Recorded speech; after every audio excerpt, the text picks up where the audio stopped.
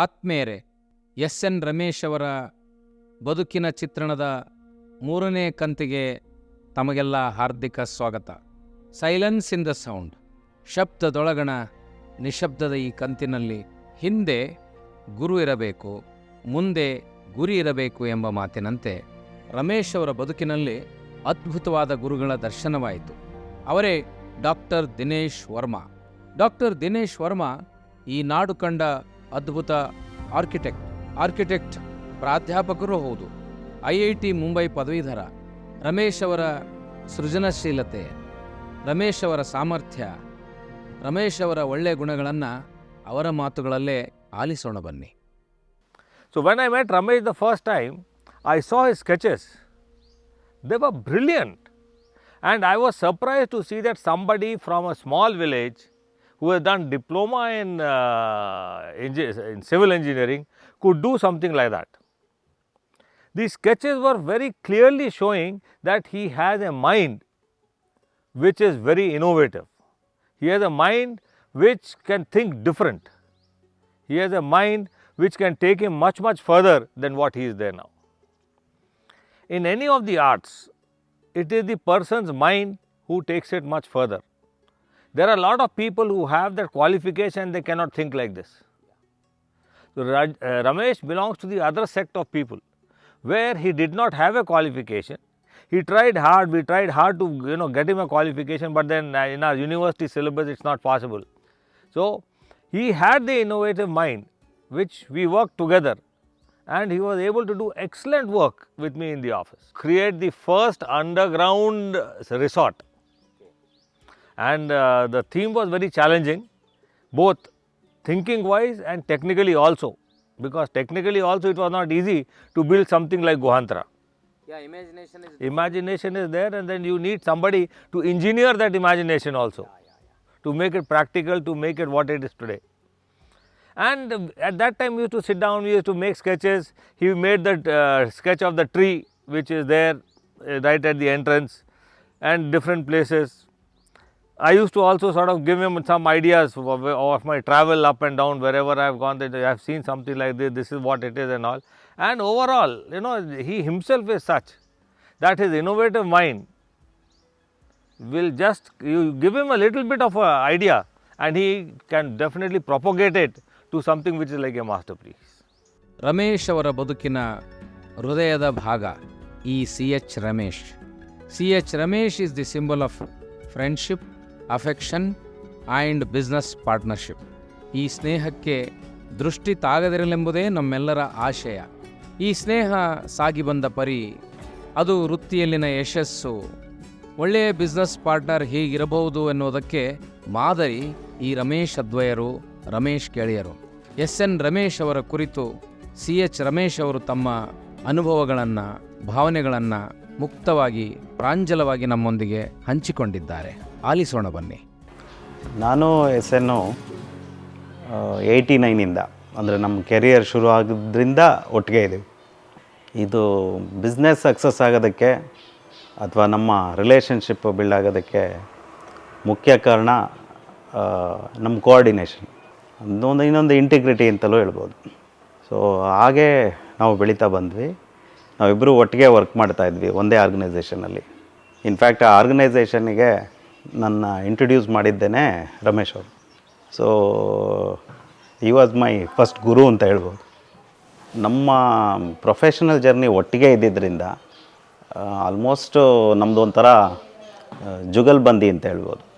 ನಾವು ಮಾಡಿರೋ ಎಲ್ಲ ಕೆಲಸನೂ ಒಟ್ಟಿಗೆ ಮಾಡಿದ್ದೀವಿ, ಎಲ್ಲ ಡಿಸ್ಕಸ್ ಮಾಡ್ತಾಯಿದ್ವಿ, ಪ್ರತಿಯೊಂದು ಪ್ರಾಜೆಕ್ಟನ್ನು. ಅದನ್ನು ಪ್ಯಾಷನ್ ಆಗಿ ತೊಗೊಳ್ತಾ ಇದ್ವಿ, ಮೋರ್ ದೆನ್ ಅ ಬಿಸ್ನೆಸ್.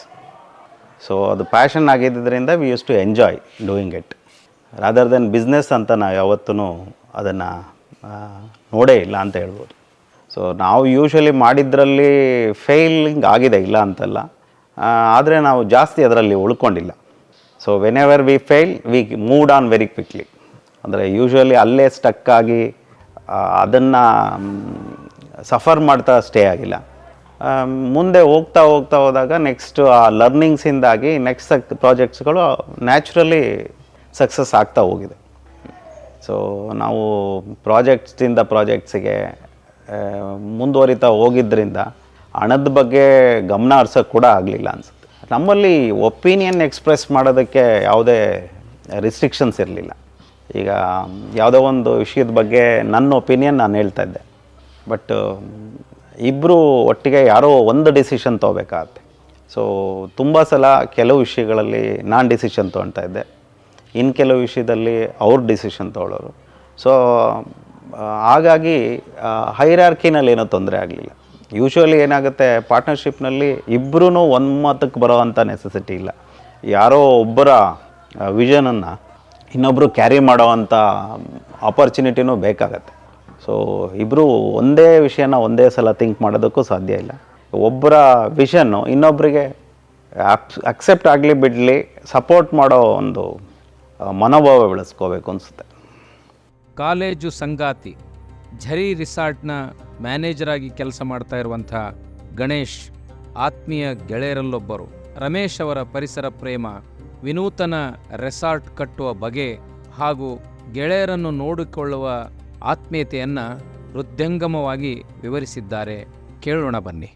ಅವರು ಯಾವಾಗಲೂ ಮಾಡೋದು ಒಂದು ಹೊಸ ರೀತಿಯಲ್ಲೇ ಇರಬೇಕು ಅನ್ನೋದು ಅವ್ರ ಆಸೆ.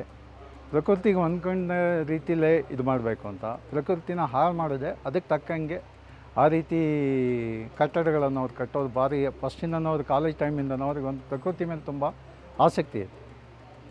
ಅದು ಈಗಲೂ ಅವರು ಪ್ರತಿಯೊಂದು ಯಾವುದೇ ಹೊಸ ಪ್ರಾಜೆಕ್ಟ್ ಮಾಡಿದ್ರು ಪ್ರಕೃತಿಗೆ ಆ ಸಂಬಂಧಪಟ್ಟ ಏರಿಯಾದಲ್ಲಿ ಇಲಾಖೆಗೆ ಅಂದರೆ ಆ ಜಿಲ್ಲೆಗೆ ಇಲ್ಲ ಆ ಇದಕ್ಕೆ ಏನು ಸಂಬಂಧಪಟ್ಟಿರುತ್ತೋ ಅದ್ರ ಬಗ್ಗೆನ ಅವರ ಆಸಕ್ತಿ ಒಲವು ಜಾಸ್ತಿ ಇರುತ್ತೆ. ಅದೇ ರೀತಿ ಅವ್ರು ಮಾಡಿರೋ ಎಲ್ಲ ಪ್ರಾಜೆಕ್ಟ್ಗಳು ಆಯಾ ಜಾಗದ ಬಗ್ಗೆ ಸ್ವಲ್ಪ ವಿಸ್ತಾರವಾಗಿ ಇಲ್ಲ ಸವಿಸ್ತಾರವಾಗಿ ಅವ್ರು ಮಾಡಿದ್ದಾರೆ. ಹಳೆಯ ಕಲಾಕೃತಿಗಳನ್ನು ಅವರು ಅಳವಡಿಸ್ಕೊಂಡಿದ್ದಾರೆ. ಈಗ ಇಲ್ಲಿ ನೀವು ಚಿಕ್ಕಮಗಳೂರಿಗೆ ಬಂದರೆ ಹೊಯ್ಸಳ ಶೈಲಿಯಲ್ಲಿ ಇದು ಮಾಡಿದ್ದಾರೆ.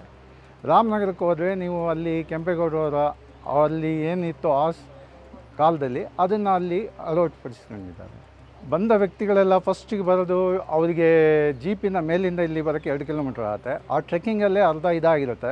ಮೈಂಡ್ ಕೆಲವರಿಗೆ ಸೆಟ್ ಇರೋಲ್ಲ, ಕೆಲವರಿಗೆ ಇಷ್ಟಪಡ್ತಾರೆ. ಆಮೇಲೆ ಇಲ್ಲಿ ಬಂದು ನಮ್ಮ ಪ್ರಕೃತಿಯ ಫಾಲ್ಸ್ ಇರೋದ್ರಿಂದ ಅವರು ಆ ಎಲ್ಲ ಏನು ಮೇಲಿಂದ ಅವರು ಅನುಭವಿಸಿರ್ತಾರೋ ಭಯಪಟ್ಟಿರ್ತಾರೆ ಕೆಲವರೆಲ್ಲ ಆ ಟ್ರೆಕ್ಕಿಂಗಲ್ಲಿ ಬರಬೇಕಾದ್ರೆ.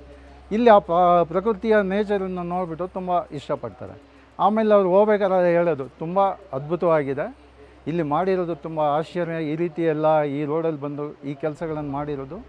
ಬಂದವರೆಲ್ಲ ರಮೇಶ್ ಅವ್ರ ಬಗ್ಗೆ ಹೋಗಿರ್ತಾ ಇರ್ತಾರೆ. ನಾವು ಇವ್ರ ಜೊತೆಗೆ ಇಲ್ಲಿ ಶುರುವಾದಾಗಿಂದ ಇದ್ದೀನಿ. ಮಧ್ಯ ಇದು ಕೊರೋನಾ ಬಂದಾಗ ಇರಲಿಲ್ಲ, ಅದು ಬಿಟ್ಟರೆ ಕಂಟಿನ್ಯೂ ಆಗಿದೆ. ಅರಸೀಕೆರೆ ಬಳಿಯ ಬಾಣವರದ ಗಿರೀಶ್ ಪೆರುಮಾಳ್ ಹಿರಿಯ ಉದ್ಯಮಿ, ವ್ಯಾಪಾರಿ ಹಾಗೂ ಎಂಜಿನಿಯರ್ ಕೂಡ. ಅವರು ರಮೇಶ್ ಅವರನ್ನು ಅನೇಕ ವರ್ಷಗಳಿಂದ ಬಲ್ಲವರಾಗಿದ್ದಾರೆ. ರಮೇಶ್ ಅವರ ಶ್ರದ್ಧೆ, ಗೆಳೆಯರ ಮೇಲಿನ ವಿಶ್ವಾಸ, ವೃತ್ತಿಯ ಮೇಲಿನ ಗೌರವ, ತಮ್ಮೊಂದಿಗೆ ಕೆಲಸ ಮಾಡುವ ಉದ್ಯೋಗಿಗಳ ಕುರಿತು ಪ್ರೀತಿ ವಿಶ್ವಾಸಗಳನ್ನು ಆತ್ಮೀಯವಾಗಿ ವಿವರಿಸಿದ್ದಾರೆ. ಕೇಳೋಣ ಬನ್ನಿ. ಒಂದು ಶ್ರದ್ಧೆ ಫಸ್ಟ್, ಎರಡನೇದು ಕನ್ನಡದಲ್ಲಿ ಹೇಳೋಕ್ಕೆ honesty, plus well thinking of projects. 24/7 ಒಂದು ಪ್ರಾಜೆಕ್ಟ್ ಕೈಯಲ್ಲಿ ಇಟ್ಕೊಂಡ್ರೆ ಅವನು ಅದು ಮುಗಿಯೋ ತನಕ ಹೊರಗಡೆ. ಪ್ಲಸ್ ಜನ, ಅವನು ಸಣ್ಣ ಒಂದು ಲೇಬರಿಂದ ಹಿಡಿದು ಟಾಪ್ GM ತನಕ ಇದ್ರೂ ಅವ್ರನ್ನ ಜೊತೆಗೆ ಅಳವಡಿಸ್ಕೊಳ್ತಾರೆ. ಆಮೇಲೆ ಭೇದ ಭಾವ ಇಲ್ಲದೆ ಇರೋ ವ್ಯಕ್ತಿ ಅಂದ್ರೆ ರಮೇಶ್.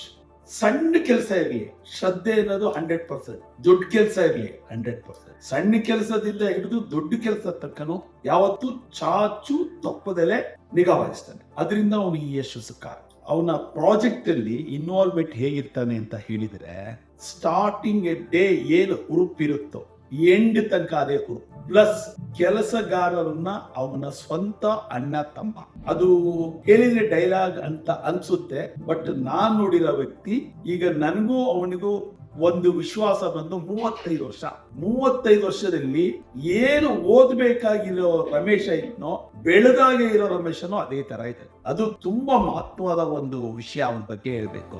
ನಾಡು ಕಂಡ ಹಿರಿಯ ಕವಿ, ವಿಮರ್ಶಕ, ಕನ್ನಡ ಅಭಿವೃದ್ಧಿ ಪ್ರಾಧಿಕಾರದ ಹಿಂದಿನ ಅಧ್ಯಕ್ಷರಾದ ಪ್ರೊಫೆಸರ್ SC ಸಿದ್ದರಾಮಯ್ಯ ಅವರು ರಮೇಶ್ ಅವರ ಪ್ರತಿಭೆಗೆ ಬೆರಗಾಗಿದ್ದಾರೆ.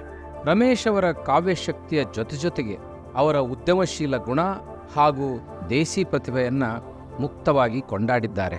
ರಮೇಶ್ ಅವರು ಬೆರಗು ಮೂಡಿಸಿದ ರೆಸಾರ್ಟ್ಗಳು ರಮೇಶ್ ಅವರ ಕಾವ್ಯ ಪ್ರತಿಭೆಯಷ್ಟೇ ಅಪರೂಪ ಎಂಬುದನ್ನು ಆತ್ಮೀಯವಾಗಿ ಬಣ್ಣಿಸಿದ್ದಾರೆ. ರಮೇಶ್ ಒಬ್ಬ ಸಾಧಕ, ಛಲ ಇದ್ದ ಮನುಷ್ಯ ಶ್ರದ್ಧೆ ಮತ್ತು ನಿಷ್ಠೆಯನ್ನು ಇಟ್ಕೊಂಡು ತನ್ನ ಗುರಿಯನ್ನು ಹೇಗೆ ಮುಟ್ಟಬಹುದು ಅನ್ನೋದಕ್ಕೆ ಒಂದು ಬಹುದೊಡ್ಡ ಉದಾಹರಣೆ ರಮೇಶ್.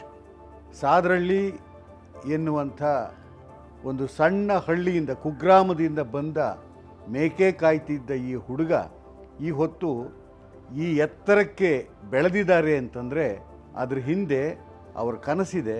ಕನಸಿನ ಜೊತೆಗೆ ಕಟ್ಟಿಕೊಂಡಂಥ ಕೆಲವು ವಿಷನ್ಸ್ ಇವೆ. ಆ ವಿಷನ್ಸನ್ನು ಕೂಡ ಆಗು ಮಾಡುವುದಕ್ಕೆ ನಿರಂತರವಾಗಿ ಶ್ರಮಿಸಿರುವಂಥ ಆ ಶ್ರದ್ಧೆ, ಆ ನಿಷ್ಠೆ ಇದೆಯಲ್ಲ, ಅದು ಬಹಳ ಮೆಚ್ಚಬೇಕಾದಂಥದ್ದು. ಪ್ರತಿಫಲಾಪೇಕ್ಷೆಯನ್ನು ಅಥವಾ ಆಶ್ರಯವನ್ನು ಪಡೆಯದ ರೀತಿಯೊಳಗೆ ಏಕಾಂಗಿಯಾಗಿ ನಡೆಸಿದ ಹೋರಾಟ ಇದೆಯಲ್ಲ, ಆ ನಡೆಸಿದ ಹೋರಾಟ ಬಹಳ ದೊಡ್ಡ ಹೋರಾಟ. ಜೊತೆಗೆ ಇನ್ನೊಂದು ನನಗೆ ಕಂಡದ್ದು ದೊಡ್ಡ ಗುಣ ಅಂತಂದರೆ ವಿನಯವಂತಿಕೆ. ತನಗೆ ಸಹಾಯ ಮಾಡಿದಂಥ ಯಾರನ್ನೂ ಕೂಡ ಮರೆಯದ ರೀತಿಯೊಳಗೆ ಅವರು ನನ್ನ ಸಾಧನೆಯ ಹಿಂದಿನ ದೊಡ್ಡ ಶಕ್ತಿಗಳು ಅಂತಂದು ಗೌರವಿಸೋದಿದೆಯಲ್ಲ, ನೆನಪಿಸ್ಕೊಳ್ಳೋದಿದೆಯಲ್ಲ, ಅದು ಬಹಳ ದೊಡ್ಡದು. ಈ ಹೊತ್ತಿನವರೆಗೂ ಕೂಡ ಆ ವಿನಯವೇ, ಆ ಹಿಂತಿರುಗಿ ನೋಡಿದಂತೆ ಕೃತಜ್ಞತಾ ಭಾವದಿಂದ ನೆನಪಿಸಿಕೊಳ್ತಕ್ಕಂಥ ಭಾವಸಿರಿಯೇ ಆ ವ್ಯಕ್ತಿಯ ಏಳಿಗೆಗೆ ಕಾರಣವಾಗಿರ್ತಕ್ಕಂಥದ್ದು ಅನ್ನೋದು. ಆಗರ್ಭ ಶ್ರೀಮಂತರಾಗಿ ಕನಸುಗಳನ್ನು ಕಟ್ಟಿಕೊಂಡು ಉದ್ಯಮಗಳನ್ನು ವ್ಯವಹಾರದ ದೃಷ್ಟಿಯಿಂದ ಬೆಳೆಸೋದಕ್ಕೂ ಈ ವ್ಯಕ್ತಿ ಉದ್ಯಮವನ್ನು ಒಂದು ಕಲಾತ್ಮಕವಾಗಿ ಬೆಳೆಸೋದಕ್ಕೂ ಕೂಡ ಸಾಕಷ್ಟು ವ್ಯತ್ಯಾಸ ಇದೆ. ಅವರು ಕಟ್ಟಿರ್ತಕ್ಕಂಥ ಗುಹಾಂತರ ಇರ್ಬೋದು, ಶಿಲಾಂತರ ಇರಬಹುದು, ಜರಿ ಇರಬಹುದು, ಇವೆಲ್ಲವೂ ಕೂಡ ಕಲಾತ್ಮಕತೆಯನ್ನು, ಅಂದರೆ ನಿಸರ್ಗದ ಒಂದು ಪ್ರಾಕೃತಿಕ ಸೌಂದರ್ಯ ಏನಿದೆಯಲ್ಲ, ಆ ಸೌಂದರ್ಯವನ್ನೇ ಬಳಸಿಕೊಂಡ ರೀತಿಯೊಳಗೆ ಜನಕ್ಕೆ ಬಂದು ತಂಗಿದಾಗ ಒಂದು ಮುದ ಕೊಡಬೇಕು, ಒಂದು ಸಂತೋಷ ಕೊಡಬೇಕು. ಜೊತೆಗೆ ಆ ತಂಗಿದ ಹೊತ್ತಿನೊಳಗೆ ಒಂದು ನೆಮ್ಮದಿ ಸಿಕ್ಕುತ್ತಲ್ಲ, ಅದು ಒಂದು ಆಧ್ಯಾತ್ಮಿಕ ನೆಮ್ಮದಿ ಅನ್ನುವ ಭಾವದೊಳಗೆ ಅದನ್ನು ಬೆಳೆಸಿದ್ದಾರೆ.